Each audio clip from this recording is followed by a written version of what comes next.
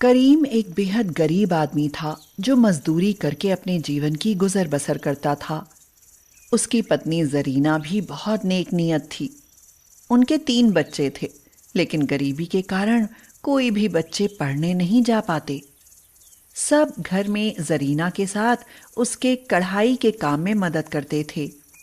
उनके पड़ोस में ही रुखसाना बेगम नाम की एक औरत रहती थी जो बहुत अमीर थी, लेकिन वह बहुत चालाक और झगड़ालू थी। वह जरीना से अक्सर कढ़ाई का काम करवाती थी। बेटी सबीना, हम लोग तो रुखसाना बेगम का काम करते करते थक गए हैं, आंखें दुखने लगी हैं। हाँ अम्मी, मेरी तो पीठ में बहुत दर्द हो रहा है। मुझे बुखार भी आ गया है। हम पूरी नींद सो भी नहीं पाते, आधी आधी रात तक काम करते रहते हैं, तभी ऐसा लग रहा है। बेटी, 4 पैसे मिल जाएंगे ना तो हमारा काम चल जाएगा, लेकिन यह इतना सारा काम दे देती हैं, लगता है इकट्ठा 6 महीने का है। देखो जरा, रुखसाना बेगम का काम पूरा हो गया क्या? हाँ अम्मी जान, उनका काम पूरा हो गया है। बस थोड़े से कुर्ते के दामन में कढ़ाई करने को रह गई है, वह मैं अभी पूरी कर देती हूँ। क्या करूं, मजबूरी है, वरना हमारा भी दिल करता है कि थोड़ा आराम कर लें। देखना बेटी, क्या इसके अलावा और भी किसी का काम है क्या? नहीं अम्मी, अब किसी का काम नहीं रह गया है। या अल्लाह, या खुदा रहम कर। ईद आ रही है, किसी बच्चे के पास कपड़े नहीं हैं। तुम्हारे अब्बू भी इस समय परेशान हैं। उनका मालिक कहता है कि अभी काम कम है और कारीगर ज़्यादा हैं, इसलिए वह तुम्हारे अब्बू को हटाने के लिए कह रहा था। आप परेशान ना हो, खुदा खैर करेगा, कोई ना कोई रास्ता निकाल ही देगा। छोटी लड़की समा रुखसाना बेगम के कपड़े देने चली गई और थोड़ी ही देर बाद समा खाली हाथ लौट आई। जरीना ने उससे पूछा, रुखसाना बेगम ने पैसे दे दिए? तो समा बोली, नहीं अम्मी, उन्होंने कहा है कि आज पैसे नहीं है, कल ले लेना। अम्मी, हम तो उम्मीद लगाए हुए थे कि रुपए मिल जाएंगे तो हम लोग कपड़े बनवा लेंगे।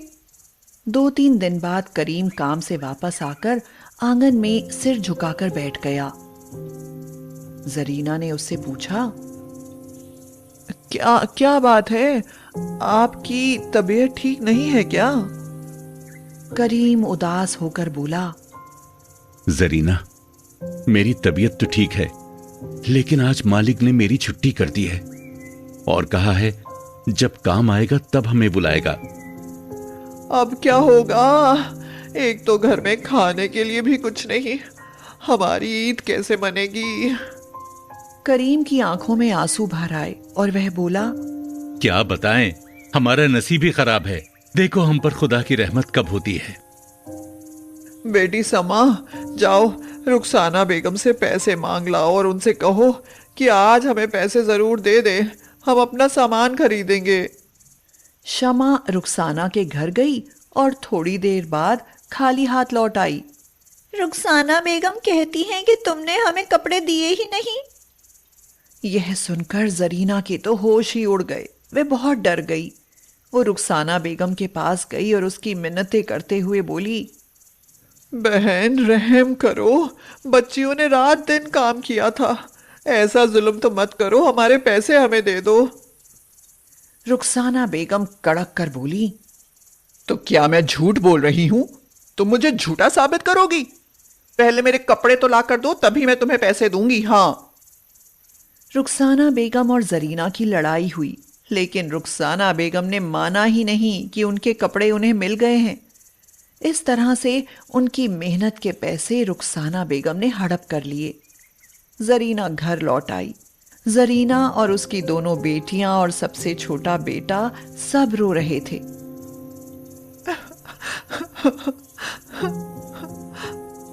करीम बाहर से घूमकर आया तो उसने जब सबको रोते हुए देखा तो पूछा, क्या बात है?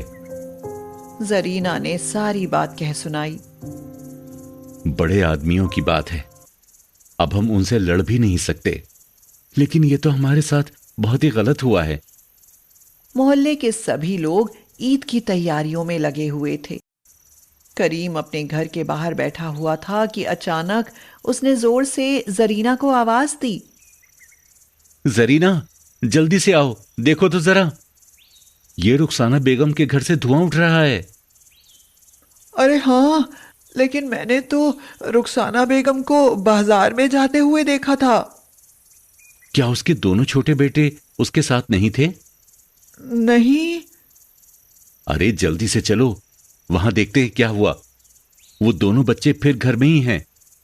करीम, जरीना, सबीना, समा और बेटा रुखसाना के यहाँ गए तो उन्होंने देखा शॉर्ट सर्किट से आग लग गई थी। क्या खुदा, ये तो शॉर्ट सर्किट से आग लगी है और इनके दोनों बच्चे घर में ही हैं। रुखसाना बेगम बच्चों को घर में ही छोड़कर बाहर ताला लगाकर गई हुई थी। करीम ने ईंट मारकर ताला तोड़ दिया और सबके साथ अंदर घुस गया। अरे, ये तो पर्दों में भी आग लग गई और बच्चे कमरे के अंदर ही हैं। इतनी जोर से आग जल रही है, कैसे अंदर जाऊं? ओह! समा और सबीना दोनों चिल्लाई। अब्बू जान, आप जल्दी से बिजली की लाइन काटिए, हम दोनों उन बच्चों को निकाल कर लाते हैं। करीम ने झपट कर मेन स्विच बोर्ड से लाइट बंद करी। दोनों लड़कियां समा और सबीना कमरे के अंदर घुस गईं और रुखसाना बेगम के दोनों बच्चों को बाहर निकाल लाईं। फिर उन्होंने शोरगुल मचाया। सभी पड़ोसी जमा हो गए और उन्होंने मिलकर आग बुझाई। उधर रुखसाना बाजार से लौटकर आई तो उसने अपने दरवाजे के बाहर भीड़ देखी और वो बहुत डर गई।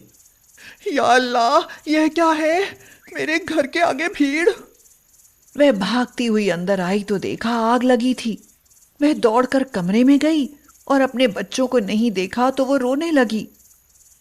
हाय अल्लाह, मेरे जिगर के टुकड़े आग में जलकर मर गए। तभी करीम उसके दोनों बच्चों को लेकर वहां आया और रुखसाना बेगम से बोला, देखिए भाभीजान, ये आपके दोनों बच्चे सही सलामत है, आप मत रोइए। पड़ोसियों ने रुखसाना बेगम से कहा, हाँ, करीम और उसकी बेटियों ने अपनी जान पर खिलकर आपके दोनों बच्चों को बचाया है। रुखसाना बेगम को अब बहुत अफसोस हो रहा था। भाईजान, आपने मेरे लिए बहुत जोखिम उठाया है। इसका बदला तो मैं जीवन भर भी उतार नहीं पाऊंगी। देखो बहन, इसमें मैंने क्या किया है? मैंने तो अपना फर्ज निभाया है। इंसान को कभी भी अपनी इंसानियत नहीं भूलनी चाहिए। खुदा के घर भी तो जाना है ना। यह सुनकर रुखसाना बेगम का सिर शर्म से झुक गया। अगले ही दिन वह अपने पति के साथ करीम के घर आईं। उनके हाथों में मिठाई के डब्बे, सभी बच्चों के लिए कपड़े थे। रुखसाना ने जरीना के पैसे उसके हाथ में पकड़ाते हुए कहा, आपकी बदौलत हमारे दोनों बच्चे सही सलामत हैं। हम इस बार की ईद आपके साथ मनाएंगे और भाईजान की नौकरी का बंदोबस्त हमारे मियाँ जी ने करा दिया है। करीम ने देखा कि रुखसाना बेगम के पति रहमत अली खड़े मुस्कुरा रहे थे। उन्होंने करीम की नौकरी अपनी कंपनी में लगवा दी। ईद वाले दिन करीम के घर में सारे जहान की खुशियां उतर आई थीं।